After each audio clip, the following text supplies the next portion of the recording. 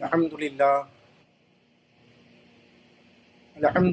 رب العالمین والعاقبۃ للمتقین والصلاة والسلام علی سید الانبیاء والمرسلین وعلی آلہ وصحبہ اجمعین اما بعد فاعوذ باللہ من الشیطان الرجیم بسم اللہ الرحمن الرحیم وعلمک ما لم تکن تعلم وکان فضل اللہ علیک عظیما صدق اللہ العظیم۔ درود پاک پڑھ لیجیے۔ اللہم صلی علی سیدنا شفیعنا مولانا محمد معدن الجود والکرم وآلہ الکرام وابنہ الکریم وبارک وسلم صلاۃ و سلام علیک یا رسول اللہ صلی اللہ تعالی علیہ وسلم۔ ہم سب لوگ یہاں پر اکٹھا ہوئے ہیں علم دین کے حاصل کرنے اور دینی باتوں کو سننے کے لیے۔ اس کی فضیلت پر ایک حدیث پاک پہلے آپ سماعت کر لیں۔ ایک صحابی رسول حضرت قبیصہ رضی اللہ تعالی عنہ سرکار اعظم پیارے مصطفیٰ صلی اللہ تعالی علیہ وسلم کی بارگاہ میں حاضر ہوئے۔ حاضر ہونے کے بعد عرض کرتے ہیں، یا رسول اللہ، میں بہت بوڑھا ہو چکا ہوں اور ہڈیاں میری کمزور ہو چکی ہیں، لہٰذا آپ مجھے کچھ ایسی باتیں بتائیں کہ اس پر میں اگر عمل کروں تو میں کامیاب ہو جاؤں۔ تو سرکار اعظم پیارے مصطفیٰ صلی اللہ علیہ وسلم نے ارشاد فرمایا، اے قبیصہ، جب تم گھر سے نکلے ہو تو جن جن راستوں سے ہو کر کے آئے ہو تو ان راستوں میں جو پتھر، جو درخت اور جتنی بھی چیزیں تھیں، اے قبیصہ، وہ سب کے سب تمہارے لیے دعائیں کرتی۔ یہ ہے علم دین حاصل کرنے کی فضیلت۔ تو ہم سب لوگ کچھ قریب سے آئے ہیں، کچھ دور سے آئے ہیں، کچھ موٹر سائیکل پر آئے ہیں، کچھ گاڑی میں آئے ہیں، کچھ پیدل آئے ہیں۔ جس طریقے سے ہم آ کر کے یہاں اکٹھا ہوئے ہیں، اللہ تعالی ہماری ہر سانس کے بدلے میں نیکیاں لکھتا جا رہا ہے۔ اور الحمدللہ ہم یہاں پر اکٹھا ہوئے ہیں تو آثار قیامت، یعنی جو پیر و مرشد علی رحمت الرضوان کی کتاب ہے، جس کا تقریباً 3 نشانیوں کا درس آپ لے چکے ہیں، اس کو ہم سننے کے لیے اکٹھا ہوئے ہیں۔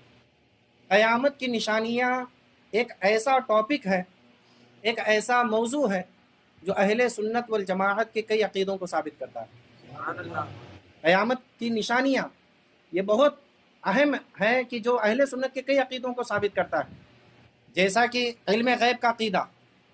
ہم اہل سنت والجماعت کا عقیدہ کیا ہے کہ سرکار اعظم پیارے مصطفیٰ صلی اللہ علیہ وسلم کو اللہ تعالیٰ نے علم غیب عطا فرمایا ہے۔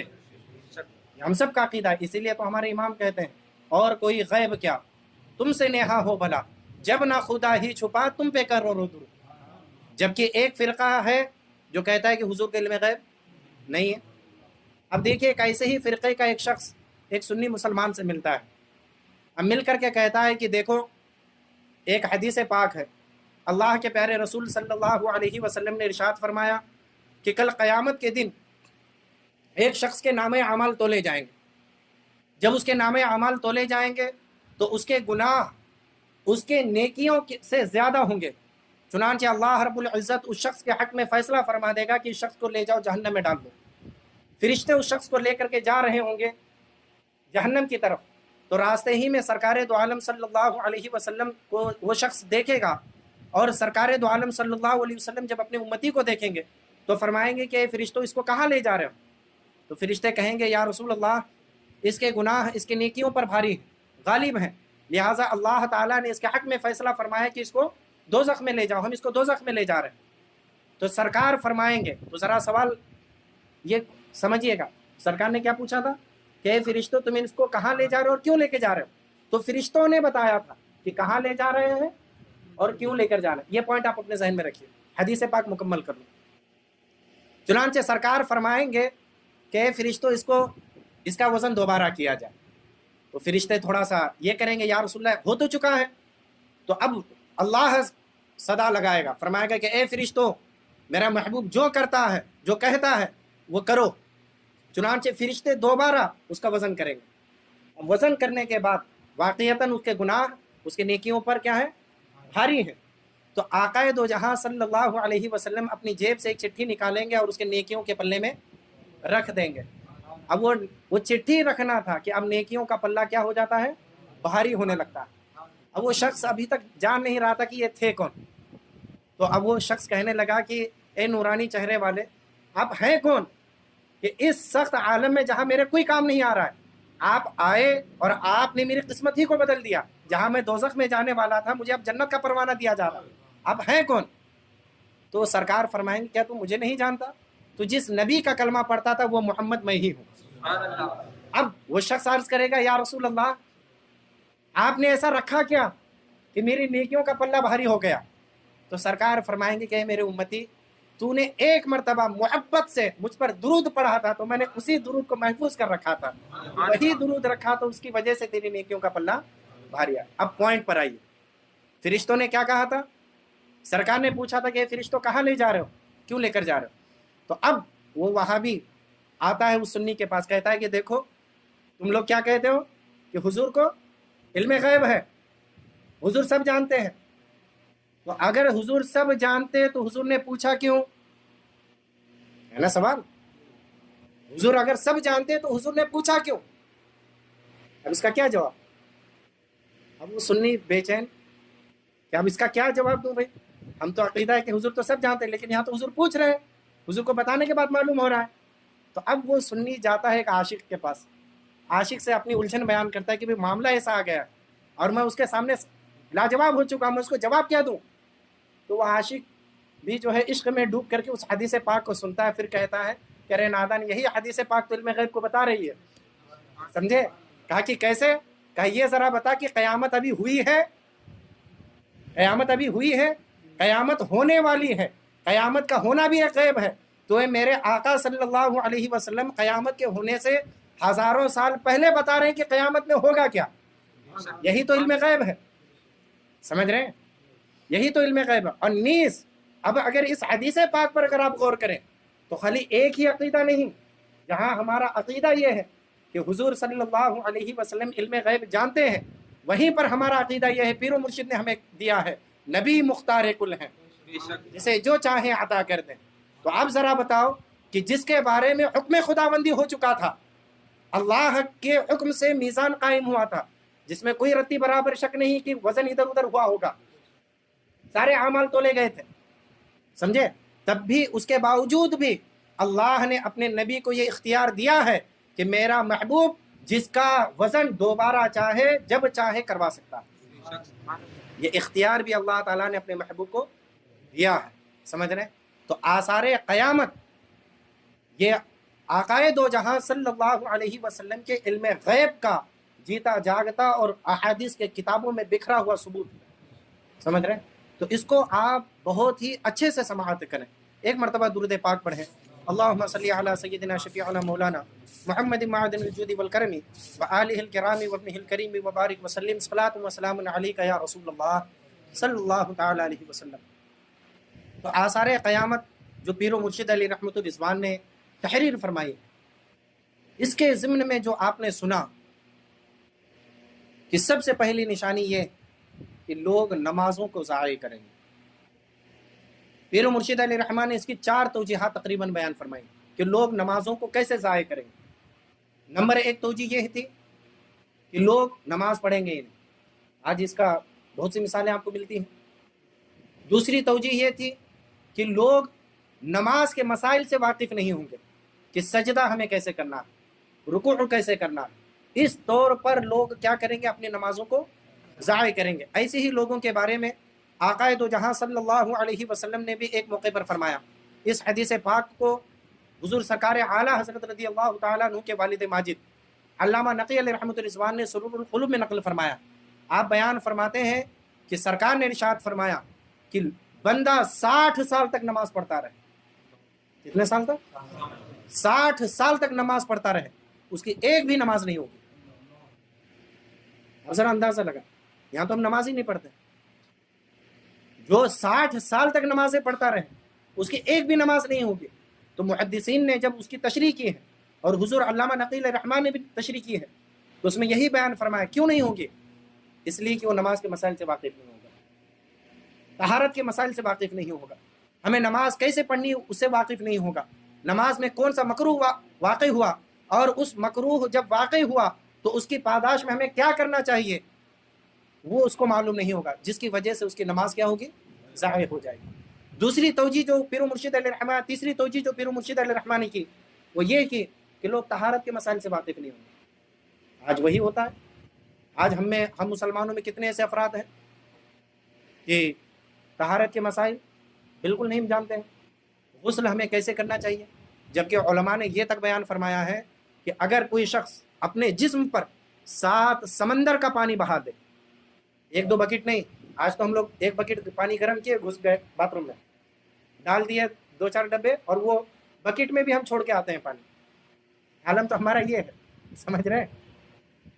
ہمارا عالم تو یہ ہے، جبکہ علماء نے بیان فرمایا کہ اگر بندہ اپنے اوپر 7 سمندر کا پانی جسم پر ڈالے اور غسل میں جو چیزیں فرض ہیں اس کو ادا نہ کرے اس کا غسل نہیں ہوگا۔ ذرا اندازہ لگائیں کہ کیا عالم۔ اور آج ہم میں سے کتنے ایسے افراد ہیں جو اس سے دور ہیں۔ یا تو ہم لوگ غسل کرتے وقت بے احتیاطی کیا ہوتی ہے، اگر ہمارا جو کپڑا نجس ہو چکا ہے اسی کو پہن کر کے ہم نہانے لگ جاتے ہیں اور پھر اسی عالم میں نکلتے ہیں۔ اگرچہ آپ نے غسل کے فرائض ادا کیے، آپ نے کلی بھی کی، آپ نے ناک کی نرم ہڈی تک پانی بھی چڑھایا، آپ نے اپنے پورے بدن پر پانی بھی بہایا، لیکن جو کپڑا آپ نے پہنا ہے وہ تو نجس ہے۔ اس کپڑے سے جو پانی بہ رہا ہے اتنا آپ کا پورا حصہ کیا ہو رہا ہے؟ اسی عالم میں آپ دوبارہ تو نہائیں گے نہیں، جب تک آپ کو غسل کی ضرورت نہیں پڑے گی اس وقت تک آپ نہائیں گے نہیں۔ ہر نماز کے لیے کیا کریں گے؟ آپ وضو کریں گے، جبکہ آپ کا یہ حصہ کیا ہے؟ اور اگر 4 درہم سے زیادہ نجاست ہے یا 1/4 کپڑے سے زیادہ، ٹھیک ہے، تو وہ کیا ہوتا ہے؟ ناپاک کہلاتا ہے۔ وہ اسے عالم میں جتنی نمازیں پڑھ رہے ہیں سب کے سب کیا ہیں؟ برباد۔ سمجھ رہے؟ اس کی یہ توجیحات۔ تو نمازوں کو ضائع کرنے کا مطلب کیا ہے؟ تو آج ہمارے سروں پر جہالت ایسے سر چڑھ کے بولتی ہے، اور وجہ اس کی یہ بھی ہے کہ آج ہمارے یہاں درس کی محفلیں بڑی خالی رہتی ہیں، اور یہ تو آپ لوگوں کی قربانی ہے کہ الحمدللہ آپ نے درس کی محفلیں قائم کی، سمجھ رہے ہیں؟ چونکہ اس کی جو فضیلت ہے، علم سیکھنے اور سکھانے کی جو فضیلت ہے، یہ فضیلت کسی کی نہیں۔ ایک موقع پر سرکار دو جہاں صلی اللہ علیہ وسلم مسجد نبوی شریف میں تشریف لائے، تو ایک کونے پر کچھ صحابہ کرام ایک دوسرے کو قرآن سکھا رہے تھے اور سیکھ رہے تھے، ایک جماعت بیٹھی ہوئی تھی، اور ایک کونے میں کچھ صحابہ کرام نمازیں پڑھ رہے تھے۔ سرکار آئے تو سرکار نے دیکھا، چونکہ بھی سرکار کی محنتوں کا نتیجہ تھا کہ صحابہ بغیر بولے بغیر کسی کے کہے خود سے پڑھ رہے ہیں، تو کتنا اچھا لگتا ہے۔ تو سرکار بہت خوش ہوئے، صحابہ راوی بیان فرماتے کہ سرکار کے چہرے پر خوشی کے آثار دکھنے لگے، بہت خوش ہوئے، اور سرکار نے فرمایا کیا ہی پیاری جماعتیں، کتنے ہی پیاری دونوں جماعتیں، کتنی ہی پیاری۔ فرماتے ہیں لیکن ان میں سے ایک جماعت دوسرے کے برابر نہیں۔ پھر سرکار اس جماعت میں بیٹھے، ان لوگوں میں بیٹھے جہاں پر قرآن سیکھا اور سکھایا جا رہا ہے۔ اس سے پتہ کیا چلا؟ یعنی سرکار جس جماعت میں بیٹھے وہ جماعت کیا ہے؟ سب سے افضل۔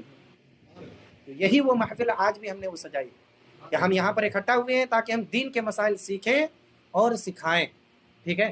اب دوسری جو نشانی آپ نے پڑھی وہ یہ ہے کہ امانت میں خیانتیں ہونے لگیں، آج بھی وہ عام ہے۔ آج آپ کسی کے پاس کوئی بھی روپیہ رکھیے، آپ کوئی چیز یہ رکھیے، آج کس تیزی سے ہم خیانتیں کرتے جاتے ہیں۔ اگر کسی کا راز ہمارے پاس ہے، اگر ہم اس راز کو فاش کر دیتے یہ بھی خیانت۔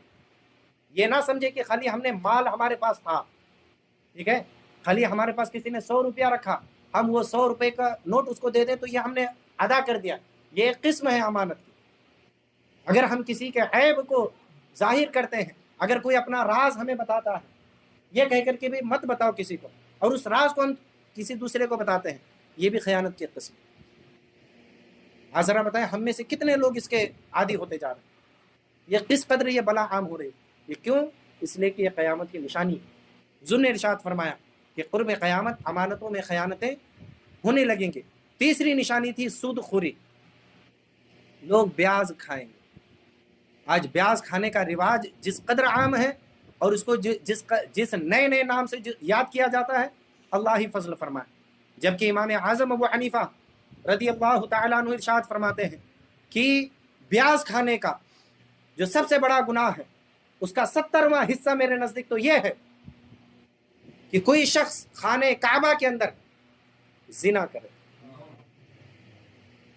اب ذرا اندازہ لگائیں خانہ کعبہ کے اندر زنا کرنے کا عذاب کیا ہوگا. وہاں کوئی تصور بھی کر سکتا ہے زنا کرنے کا خانہ کعبہ کے اندر. لیکن بیاز کھانے کا یہ گناہ، سود جو ہم لوگ لیتے ہیں 10 کا 2% لگا کر کے 3% لگا کر کے، اس کا یہ بدلہ ہے کہ آج یہی وجہ ہے کہ آج مسلمانوں کے اندر نافرمانی اٹھتی جا رہی ہے. کیونکہ جب آپ سودی مال اپنے بچوں کو کھلائیں گے، حرام مال اپنے بچوں کو کھلائیں گے، تو اس کا کہیں نہ کہیں تو نتیجہ نکل کر کے آئے گا. آپ کی اولاد آپ کی نافرمان ہو جائے گی.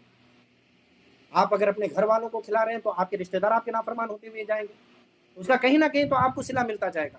آج جو ہم چوتھی نشانی جو ہم پڑھ رہے ہیں، یہ ایسی نشانی ہے کہ اس چوتھی نشانی نے تو سابقہ کے جتھوں سے جتھوں لوگوں کو برباد کر دیا ہے، تباہ و برباد کر دیا. دین میں خرابی اسی وجہ سے آئی. آج جو ہم پڑھنے جا رہے ہیں وہ ہے رشوت. حضور پیر و مرشد علیہ رحمہ چوتھی نشانی پر بیان فرماتے ہیں کہ جب رشوت ستانی کی جانے لگے گی، یعنی رشوت عام ہوگی، کثرت سے لوگ رشوت لینے لگیں گے. رشوت کہتے کسے؟ آپ ذرا اس کو سمجھیے. رشوت کہتے ہیں کسی عہدے دار کو، کسی منصب والے کو اپنا کام، اپنا من چاہا کام بنانے کے لیے، کام کرنے کے لیے اس کو کچھ رقم دینا، یہ رشوت کہلاتا ہے. رشوت کی تعریف آپ کے سمجھ میں آ گئی. کسی عہدے دار کو، کسی منصب والے کو اپنا من چاہا کام کرنے کے لیے اس کو کچھ رقم دینا، یہ رشوت کہلاتا ہے. اور یہ رشوت لینا شریعت کے اندر حرام ہے. اسی رشوت کے بارے میں اللہ رب العزت قرآن پاک میں ارشاد فرماتا ہے اور کتابیوں کو حکم دیتا ہے کہ اے کتابیوں، تم لوگوں کا مال لا تأکلوا اموال الناس بالباطل، او کما قال اللہ تبارک و تعالی، اے کتابیوں تم لوگوں کا مال باطل طریقے سے مت کھاؤ. ایک موقع پر جب سرکار دو جہاں صلی اللہ علیہ وسلم مدینہ طیبہ حاضر ہوئے، ایک قبیلے کی ایک بہت ہی رئیس زادی نے چوری کر دی، اور اتفاق سے اس کا نام بھی تھا فاطمہ. ٹھیک ہے.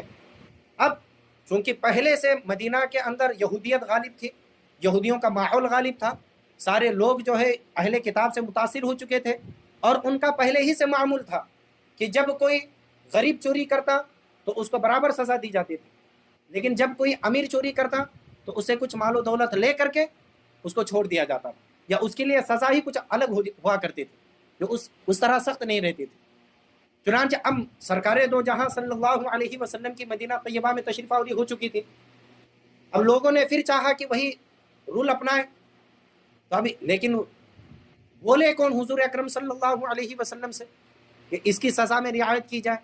کیونکہ شریعت کے اندر، شریعت اسلامیہ کے اندر چور اور چوٹی کی سزا ایک تھی.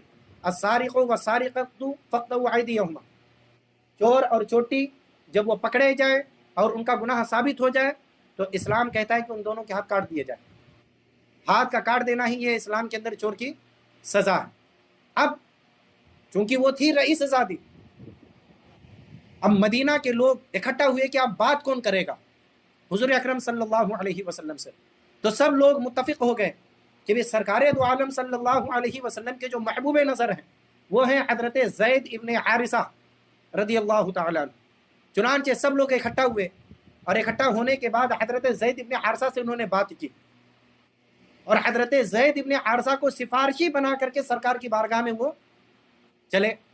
اب سرکار کو جب اس بات کا پتہ چلا تو اب سرکار دو جہاں صلی اللہ علیہ وسلم مسجد نبی شریف کے ممبر پر تشریف فرما ہوتے ہیں، اور اس قدر جلال آپ کے چہرے پر چھایا ہے، اور آپ جلال کے عالم میں ارشاد فرماتے ہیں کہ اے لوگو تمہیں کیا ہوا ہے.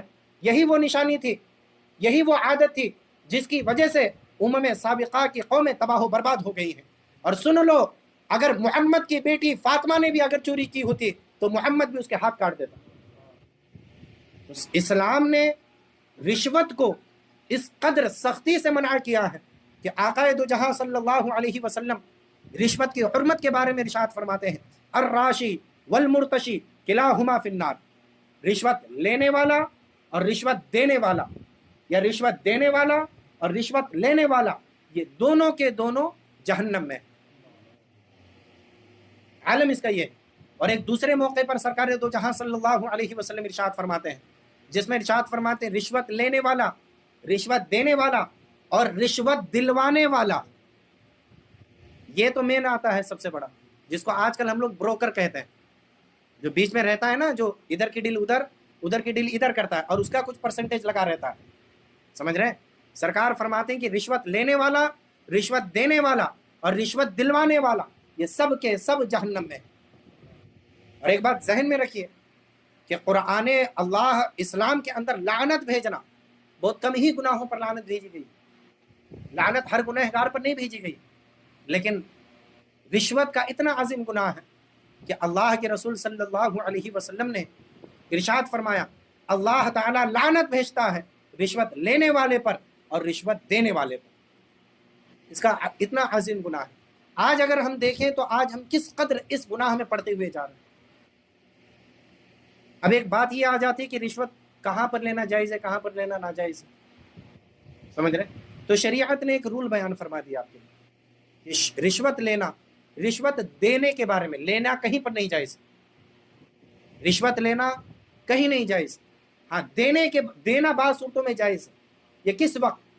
جب کہ آپ کو اپنی جان کی حفاظت کرنی ہے یا جب کہ آپ کو اپنی مال کی حفاظت کرنی ہے، تو اس وقت شریعت نے آپ کو یہ اجازت دی ہے کہ آپ کے حق میں رشوت دینا جائز، لیکن لینے والے کے لیے بہر صورت حرام، اس کے لیے کسی بھی صورت میں جائز نہیں۔ آئیے پیر و مرشد کے الفاظ ہم سماعت کرتے ہیں۔ سرکار علیہ الصلاۃ و تسلیم نے قرب قیامت کی ایک اور نشانی یہ بتائی کہ رشوت کا لین دین لوگوں میں عام ہوگا، گویا ان کے نزدیک وہ معمولی بات ہو۔ آج ذرا بتائیں ہمارے نزدیک کتنی معمولی بات ہے؟ اگر چلے گئے ہم لوگ نگر پنچایت میں یا گورنمنٹ کے کسی آفس میں، کام نہیں بن رہا ہے، لگا دیے 500 کی ہری پتی، ہو گیا کام، کتنے آسان ہم نے سمجھ لیا۔ صبر کر لیتے 10 دن کے بعد آپ کا آتا۔ یعنی کہ ٹرین میں چلے گئے، ٹی سی کو دے دیے، لو بھائی 1500 روپے، کچھ کر دو ہمیں، مل گئی سیٹ، سمجھ رہے؟ اس طرح کی کتنی صورتیں آپ کے عام ہیں، ذرا سوچیے۔ کسی اسکول کالج میں گئے، بچے کو نکالا جا رہا ہے، بھائی لو 500 روپے لے لو، پیون کو چلے گئے، بھائی لے لو تو ہمارے بچے کو چھوڑ دے۔ آج ذرا بتائیں ہم لوگ کس قدر اس میں مبتلا ہوتے ہوئے جا رہے ہیں، رشوت کے لین دین۔ اور یہ وہی قیامت کی نشانی ہے کہ پیر و مرشد ارشاد فرماتے ہیں کہ سرکار نے ارشاد فرمایا کہ رشوت کا لین دین اس قدر عام ہو جائے گا، گویا کہ لوگوں کو محسوس ہوگا کہ وہ کبھی گناہ تھا ہی نہیں، ہے ہی نہیں۔ اور آج کل تو اس کے ایک عجیب و غریب نامہ ہے، حتیٰ کہ شریعت نے یہ تک بیان فرمایا اگر کوئی صاحب منصب ہے، مثال کے طور پر میں بھی کچھ نہیں، ٹھیک ہے، پتا چلے میں بن گیا نظام آباد کا کلیکٹر، ٹھیک ہے، اب میرے پاس مجیب بھائی آ رہے ہیں، ظہیر بھائی آ رہے ہیں کہ حضرت مٹھائی کا ڈبہ تحفہ آپ کے لیے، ظہیر بھائی آ رہے ہیں حضرت آپ کے لیے یہ فلاں چیز میں لایا ہوں، یہ میری طرف سے گفٹ۔ شریعت کہتی ہے لینا میرے لیے حرام، یہ لینا میرے لیے حرام ہے۔ کیوں؟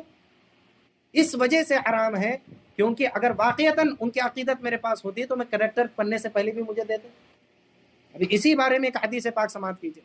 سرکار دو جہاں صلی اللہ علیہ وسلم نے قبیلے ازد کے ایک شخص کو ایک علاقے کا قاضی بنا کر کے بھیجا تھا، عامل بنا کر کے بھیجا، جو زکوٰۃ وصول کرتے تھے عامل بنا کر کے بھیجا۔ چنانچہ انہوں نے زکوٰۃ تو وصول کی، وصول کرنے کے بعد جب وہ سرکار دو جہاں صلی اللہ علیہ وسلم کی بارگاہ میں آئے تو اب وہ زکوٰۃ کے علاوہ بھی کچھ اور مال لے کر کے آئے۔ لانے کے بعد کہا یا رسول اللہ یہ آپ کے لیے ہے، یہ فلاں چیز آپ کے لیے، فلاں چیز آپ کے لیے ہے، اور یہ سب میرے لیے ہے۔ سرکار دو جہاں صلی اللہ علیہ وسلم نے جب یہ دیکھا، آپ نے اسے کچھ اس وقت نہ کہا، فوراً آپ چڑھ گئے ممبر پر اور پھر ارشاد فرمایا کہ کیا ہوا ایسے شخص کو جس کو ہم نے بھیجا تھا فلاں علاقے کا عامل بنا کر کے، وہ جب وہاں سے لوٹا وہ آ کر کے ہماری بارگاہ میں یہ کہتا ہے کہ یا رسول اللہ فلاں چیز آپ کے لیے ہے، فلاں چیز آپ کے لیے ہے، اور فلاں شخص نے ہمیں تحفہ دیا ہے، اسے کہہ دو جا کر کے اپنی ماں کی گود میں جا کر کے بیٹھے۔ تو دیکھیں کہ لوگ اس کو کتنے تحفے پیش کرتے ہیں، لوگ اس کو کتنے تحفے پیش کرتے ہیں۔ مطلب کیا ہے اس کا؟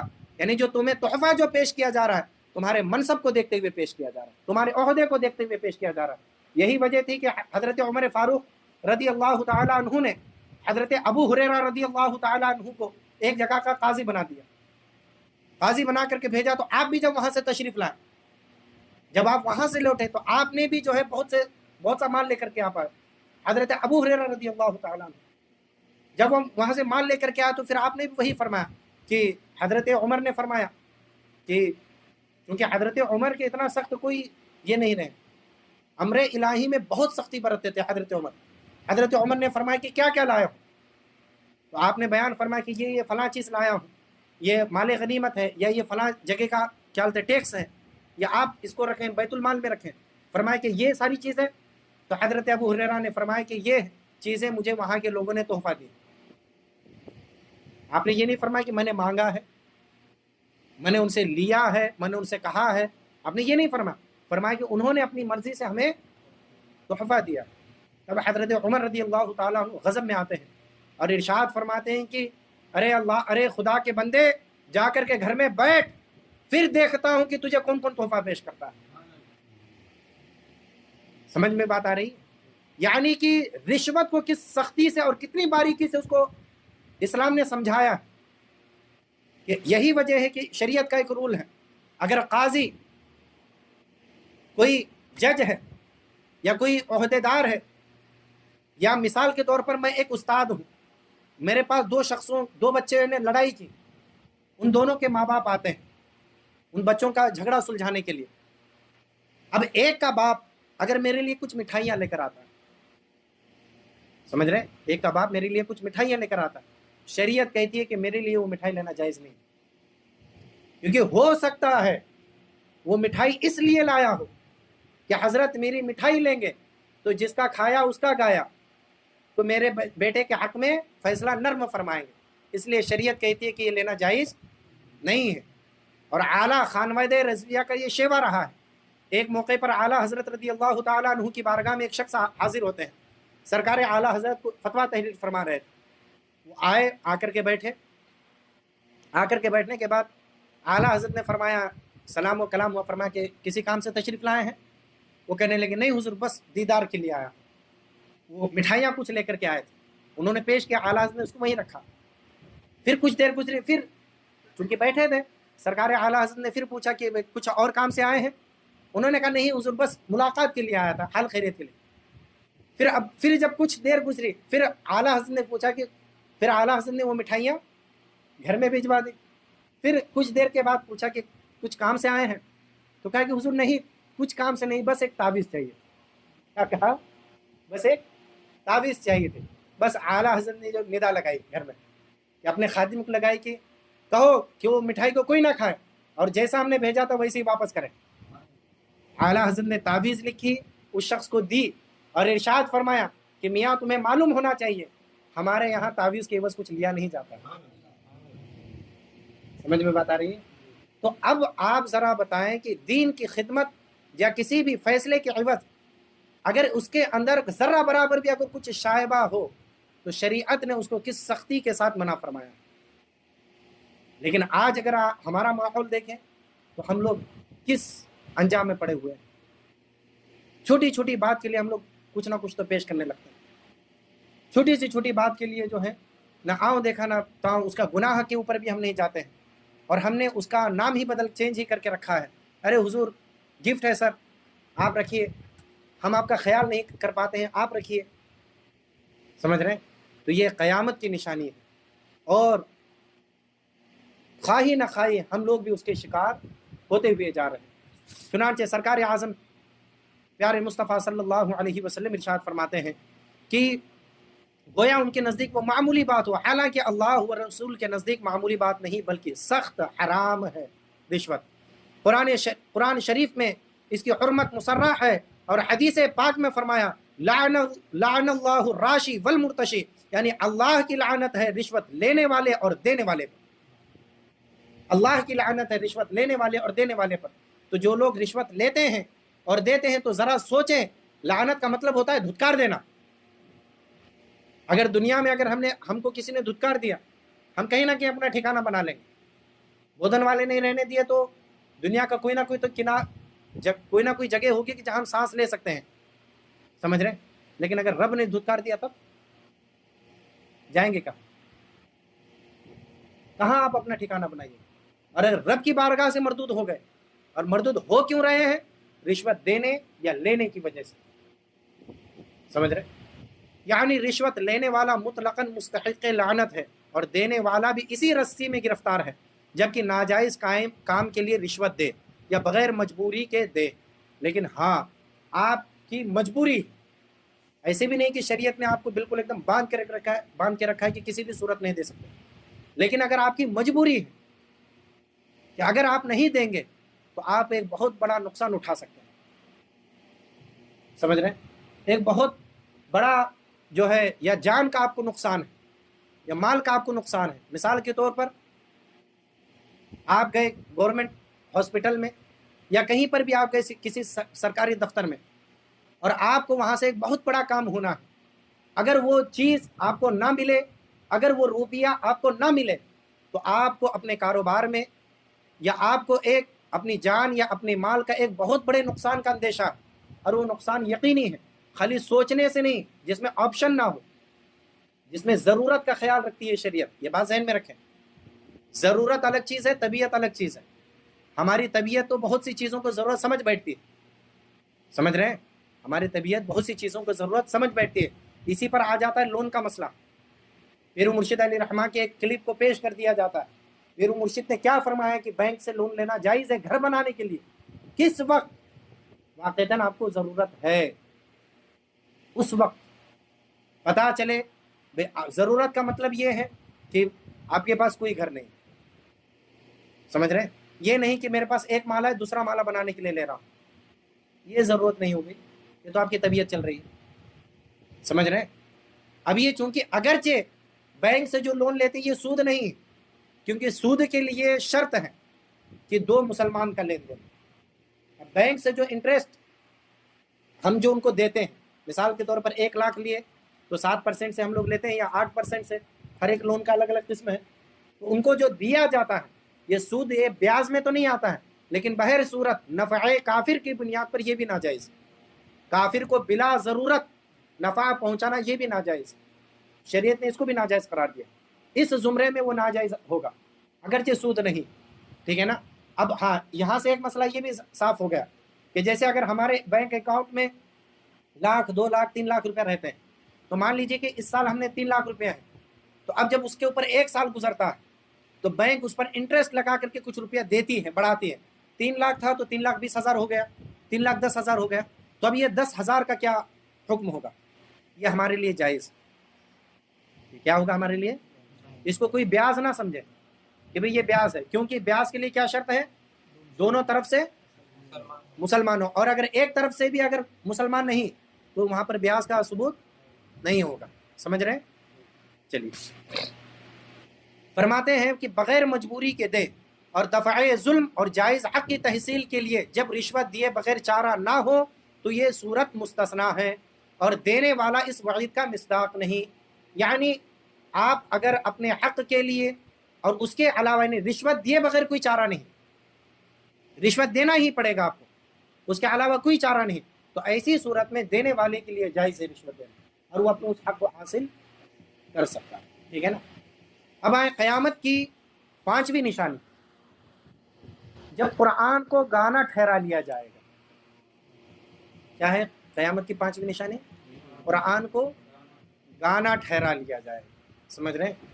آج کل کے جو نیو سانگس چلے ہیں اس میں آپ بسا اوقات آپ سنتے ہوں گے کچھ گانے کے شروع ہو جاتے ہیں، آج کل نعت پاک بھی جو ہے سنگر پڑھنے لگے، سمجھ میں بات آ رہی ہے؟ تو اس وقت نعت پاک کو یا قرآن پاک کو کیا ٹھہرایا جا رہا ہے؟ گانا ٹھہرایا جا رہا ہے، ٹھیک ہے نا؟ مزامیر کے ساتھ معاذ اللہ رب العالمین قرآن پڑھا جا رہا ہے، نعت رسول اکرم پڑھا جا رہا ہے، تو اب اس کا مطلب کیا ہے؟ یعنی قرآن کو گانا ٹھہرا لیا جائے، تو اس کا مطلب یہ ہے یعنی تجوید کے قواعد کا لحاظ نہیں رکھیں گے، جس طریقے سے قرآن پڑھنے کا جو حق ہے۔ آپ ذرا یہ مجھے بتائیں، ہم دنیا کی کوئی بھی کتاب پڑھتے ہیں، انگلش پڑھتے ہیں، تو اس میں ایک آتا ہے پروناؤنس، ادائیگی، ہے نا؟ نیم ہے NAME نیم، اگر کوئی اس کو پڑھ دے نام بولتے ہیں غلط، کوئی کہہ دے نم بولتے ہیں غلط، اس کو نیم ہی پڑھنا پڑے گا کیونکہ اس کی ادائیگی کا طریقہ یہی ہے، اس سے ہٹ کر کے اگر آپ پڑھیں گے تو غلط ہے۔ تو جب آپ کی ایک لینگویج کے ادا کرنے کا ایک طریقہ ہے تو کیا قرآن پڑھنے کا کوئی طریقہ نہیں ہے؟ قرآن پڑھنے کا کوئی طریقہ نہیں ہے، اور اس کا سیکھنا ایسا فرض ہے، سمجھ رہے ہیں، صرف فرض ہی نہیں ہے۔ اعلیٰ حضرت رضی اللہ تعالیٰ عنہ ارشاد فرماتے ہیں کہ تجوید کا سیکھنا فرض عین ہے، جس طریقے سے نماز پڑھنا فرض ہے اسی طریقے سے تجوید کا سیکھنا بھی کیا ہے؟ فرض عین ہے۔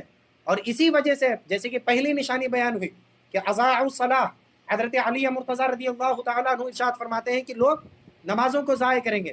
یہ ایک حدیثی کی تو تشریح چل رہی ہے، آثار قیامت جو حضور تاج الشریعہ علیہ الرحمٰن نے ایک حدیث کا درس دیا تھا وہی تو ہے، ٹھیک ہے۔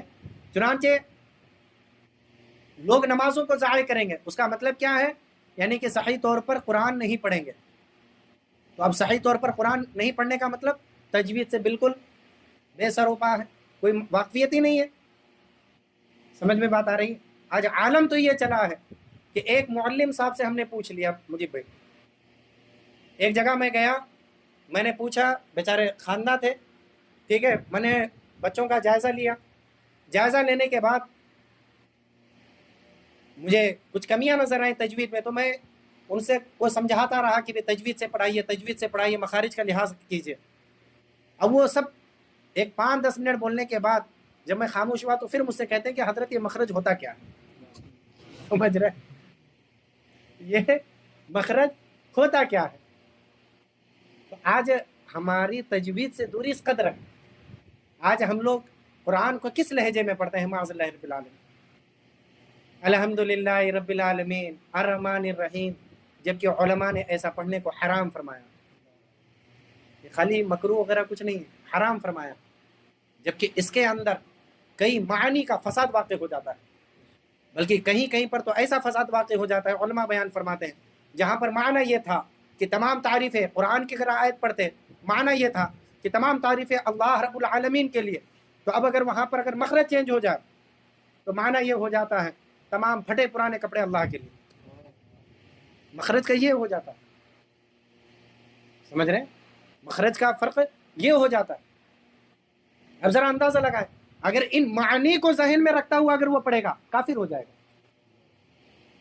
نماز پڑھنے گیا تو اپنے ایمان کو داؤں پر لگا کر کے آیا، اگر ان معانی کو ذہن میں رکھتے ہوئے کہ میں جیسا پڑھ رہا ہوں اس سے کفر کا معنی ثابت ہو رہا ہے، وہ نیت اس کے ذہن میں ہے، اس نیت کے ساتھ وہ قرآن کو اس طریقے سے پڑھے، وہ شخص کیا ہو جائے گا؟ کافر ہو جائے گا۔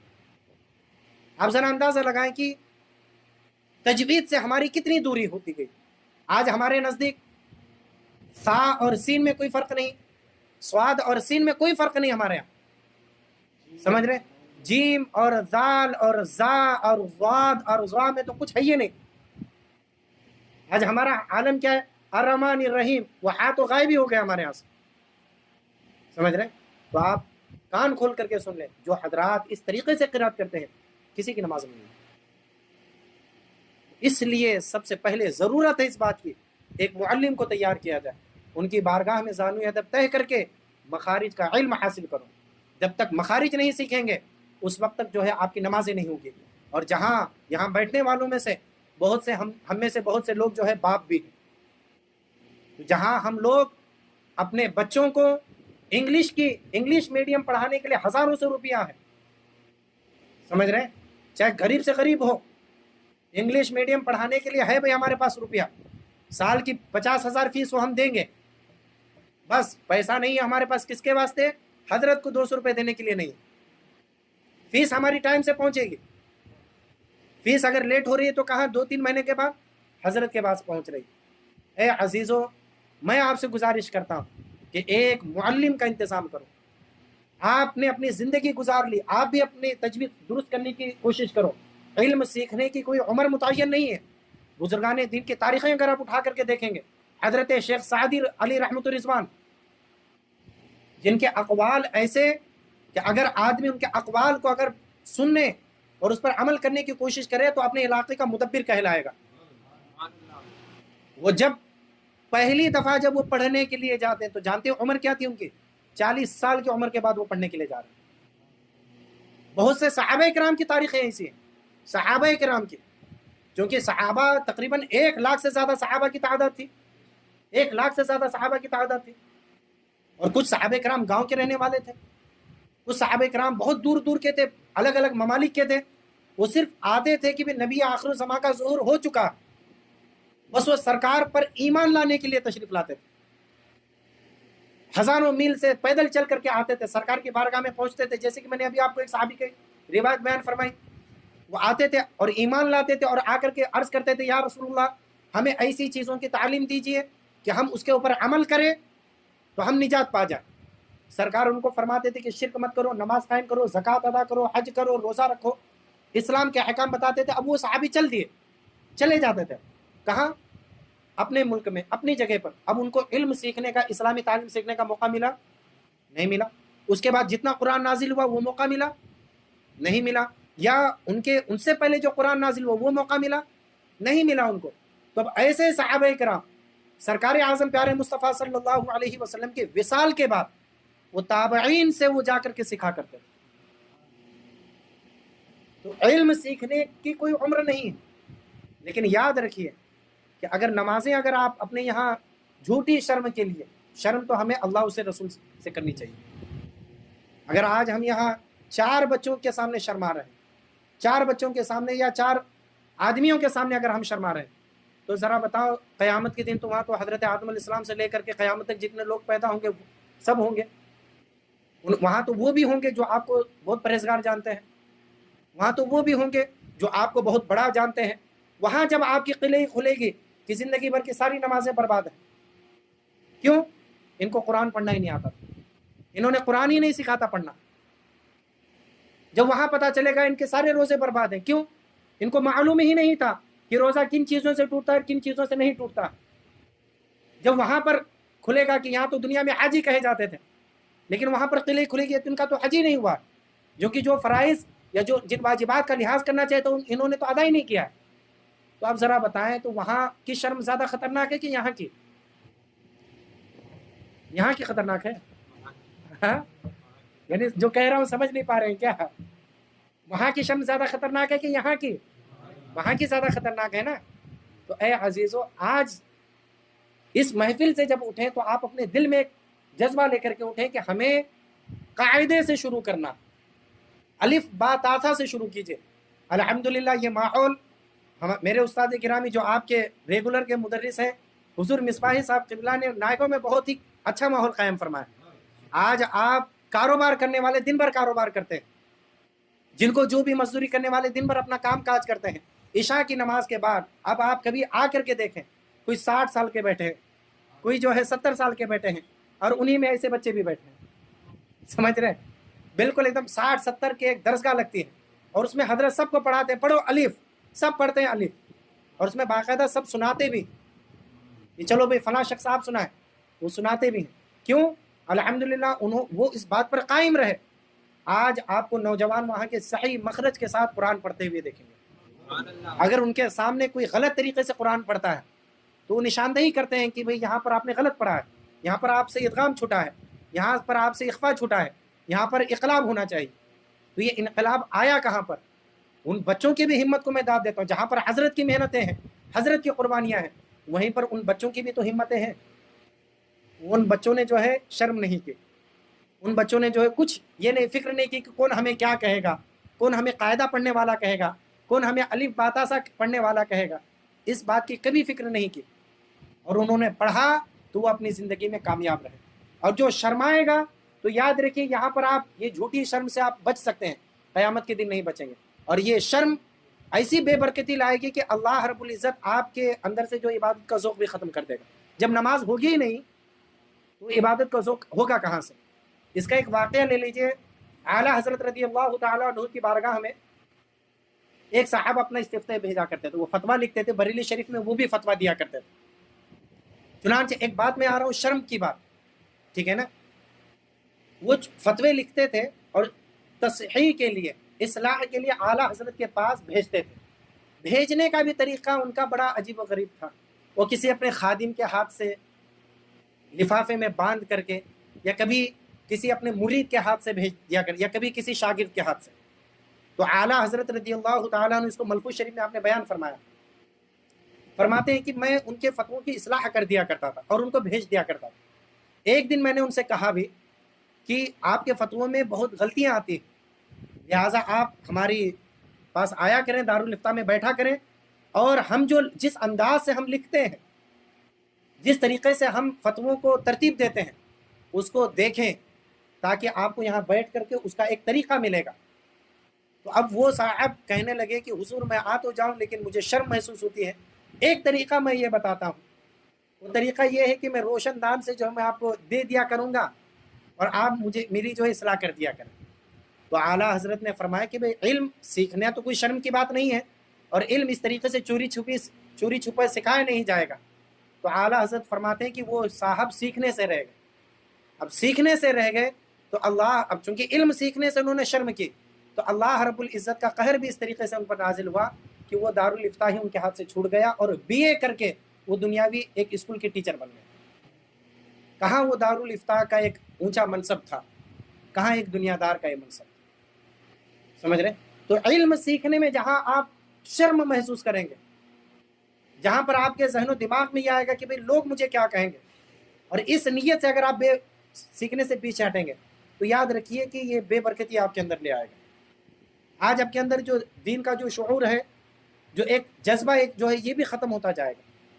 اسی لیے میں نوجوانوں سے بھی بہت کہتا ہوں کہ آج جو ہمارے نوجوان جو الحمدللہ اپنے آپ کو سنیت یہ کہتے ہیں، آپ الحمدللہ نانے مسلک اعلیٰ حضرت کا نعرہ لگاؤ، اولیاء کرام کے عشق و محبت کا نعرہ لگاؤ، لیکن سب سے پہلے ان اولیاء کرام کے کردار کو پڑھو، سب سے پہلے ان اولیاء کرام کے کردار کو جانو. اگر ہم غوث اعظم کا نعرہ لگا رہے ہیں، پہلے اپنی آنکھوں سے غوث اعظم کی تاریخ کو پڑھو. اس وقت آپ کے ذہن و دماغ میں غوث اعظم کی سچی محبت پیدا ہوگی.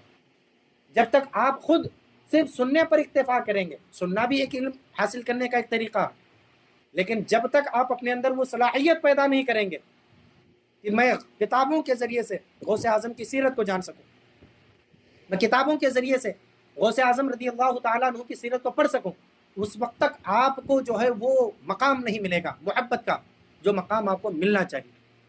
سمجھ رہے ہیں؟ تو اب حضور پیر و مرشد بیان فرماتے ہیں کہ قیامت کی چوتھی نشانی، جب قرآن کو گانا ٹھہرا لیا جائے گا، یعنی تجوید کے قواعد کا لحاظ نہیں رکھیں گے، اور قرأت کا جو طریقہ سرکار صلی اللہ علیہ وسلم کے زمانے سے متوارث ہے اس کی پیروی نہ کریں گے، یعنی گانے کے طور پر اتار چڑھاؤ کے ساتھ قرآن پڑھیں گے یا ساز کے ساتھ قرآن کی تلاوت کریں گے، جیسا کہ آج کل جو گانے میں ہوتا ہے کہ اس کو یہاں اٹھاؤ، اس کو یہاں گراؤ، اسی طریقے سے قرآن کو پڑھا جانے لگے. قرآن کو جو ہے گانا ٹھہرا لیا جائے گا. سمجھ رہے؟ تو جب ایسا دور آئے اور تقریباً ایسے حالات پیدا ہونے لگے، آج جب نعت خواں حضرات نعت خوانی کرتے ہیں تو اگر آدمی اس نعت کے الفاظ سے واقف نہ ہو اور اس کے ذہن میں اس طرز کا کوئی گانا چل رہا ہو، تب تو وہ سمجھے گا کہ کچھ دیر تک تو اس کو یہی لگے گا میں گانا سن رہا ہوں، بس اس میں ڈھول تاشا نہیں ہے، میں گانا سن رہا ہوں. اس ایسے لب و لہجے کو اپنا کر کے پڑھتے ہیں. سمجھ رہے؟ تو ایسی نعت لوگوں کے دلوں میں عشق و محبت پیدا نہیں کرتی ہے، بلکہ اس گانے کی یاد کو تازہ کرتی ہے. سمجھ میں بات آئی؟ تو اب ایسا بھی زمانہ آئے گا کہ جس زمانے میں لوگ قرآن کو گانے کی صورت میں پڑھیں گے، بلکہ اتقان فی علوم القرآن للامام جلال الدین سیوطی میں ہے کہ لوگوں نے تلاوت قرآن میں گانوں کی آوازیں ایجاد کر لیں. علامہ جلال الدین سیوطی بیان فرماتے ہیں، جو کہ 1000 تقریباً آج سے کئی سو سال پہلے کے بزرگ. آپ نے 4 طریقے بیان فرمائے کہ لوگوں نے کس طریقے سے قرآن پڑھنا شروع کیا ہے. حضور صلی اللہ علیہ وسلم نے ایسے لوگوں کے بارے میں فرمایا کہ ان کے دل فتنوں میں ہے. ایسوں کے دل کیا ہے؟ فتنوں میں ہے، جبکہ قرآن ہدایت کا ذریعہ تھا. سمجھ میں بات آ رہی ہے؟ قرآن کی وہ فضیلت کہ سرکار دو جہاں صلی اللہ علیہ وسلم ارشاد فرماتے ہیں کہ جانتے ہو کہ لوہے کو زنگ لگ جاتا ہے، ٹھیک ہے، تو لوہے کے اوپر جب زنگ لگ جاتا ہے تو لوہا کمزور ہو جاتا ہے، اسی طریقے سے مومنین کے دلوں پر بھی زنگ لگتا ہے. تو جس طریقے سے لوہے پر زنگ لگتا ہے تو ایک پارس کا پتلا لے کر کے اس کو صاف کیا جاتا ہے، اس کے اوپر سے سارے میل و کچیل کو دور کیا جاتا ہے۔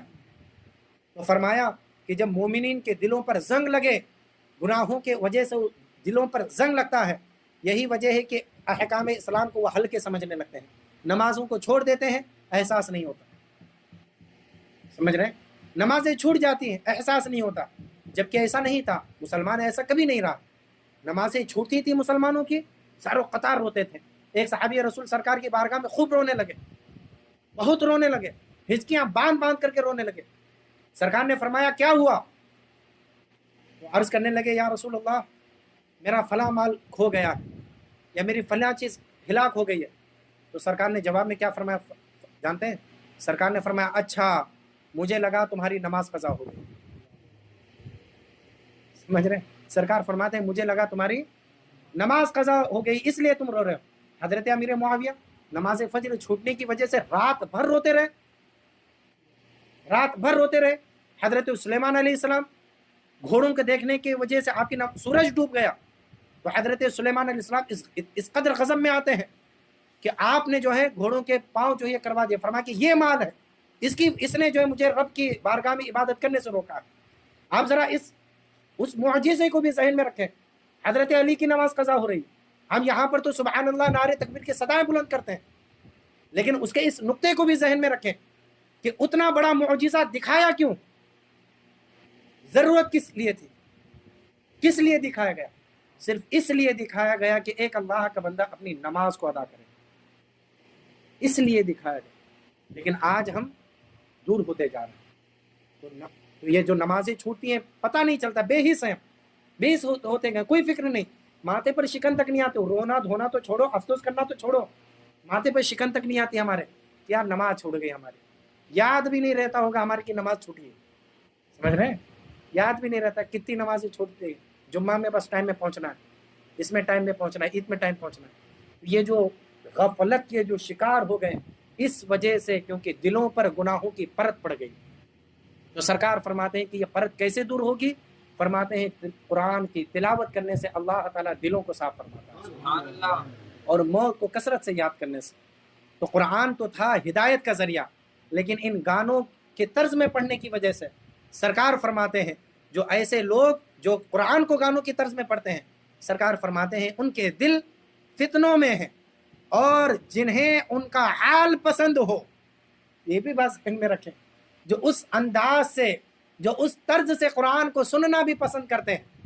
آج ہوتے ہیں نا بہت سے لوگ کہ نعت اگر کوئی شخص مصطفیٰ جان رحمت پڑھے، مزہ نہیں آیا، ارے فلاں نعت خواں جو چٹک مٹک بالکل یہ فلاں گانے کی طرز میں پڑھ رہا تھا، کیا بھاری پڑھا اس نے، وہ طرز ہونی چاہیے۔ کوئی نعت خواں آ کر کے جو ہے کوئی بالکل عام فہم انداز میں پڑھے بزرگان دین کے طرز پر، نہیں، ارے وہ فلاں گانے کی طرز میں پڑھ رہا تھا، کیا عمدہ لگ رہا تھا۔ سمجھے؟ تو آپ فرماتے ہیں کہ جنہیں ان کا حال پسند ہو، جو اس طرح قرآن سننے کو پسند کریں، گانوں کی طرز میں سننے کو پسند کریں، ان کے دل بھی فتنے میں، ان کے دل بھی فتنے میں ہے۔ اور ایک بات ذہن میں رکھیں کہ اعلیٰ حضرت رضی اللہ تعالیٰ عنہ ارشاد فرماتے ہیں کہ گناہوں کا سلسلہ کہاں سے شروع ہوتا ہے معلوم ہے؟ آدمی سب سے پہلے مستحبات کو چھوڑنا شروع کرتا ہے۔ سب سے پہلے جو مستحب چیزیں ہوتی ہیں نا، دائیں ہاتھ سے کھانا، سمجھ رہے ہیں، چپل پہنتے وقت داہنا پیر ڈالنا، گھر میں جاتے وقت داہنا قدم ڈالنا، سب کو سلام کرنا، سمجھے؟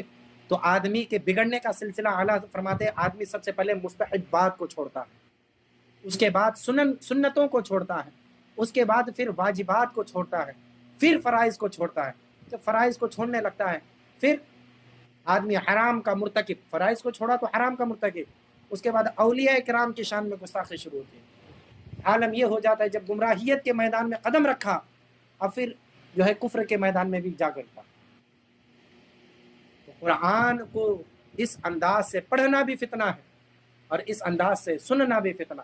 تو قیامت کی چوتھی نشانی ابھی ختم نہیں ہوئی ہے، بس اس کے 4-5 لائن ہیں۔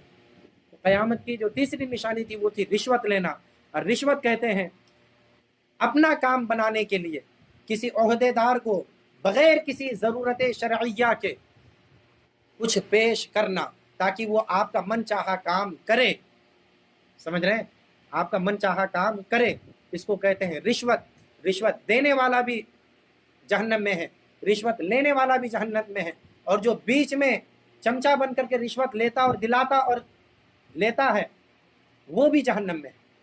اور قیامت کی چوتھی نشانی جس کو پیر و مرشد علیہ الرحمٰن نے بیان فرمایا وہ یہ کہ جب قرآن کو گانا ٹھہرا لیا جائے گا، یعنی کہ گانوں کے طرز میں قرآن سنا اور پڑھا جائے گا، لوگ اس کو پڑھنا بھی پسند کریں گے اور ایسے انداز میں سننا بھی پسند کریں گے۔ تو سرکار دو جہاں صلی اللہ علیہ وسلم نے ایسے اشخاص کے بارے میں فرمایا کہ ایسے لوگوں کے دل فتنوں میں، سمجھ رہے ہیں۔ اللہ تعالیٰ سے دعا ہے کہ اللہ رب العزت ہمیں صحیح طور پر قرآن پاک پڑھنے کی توفیق عطا فرمائے اور وقتوں پر نمازیں ادا کرنے کی توفیق رفیق عطا فرمائے۔ وما علینا الا البلاغ۔ السلام علیکم۔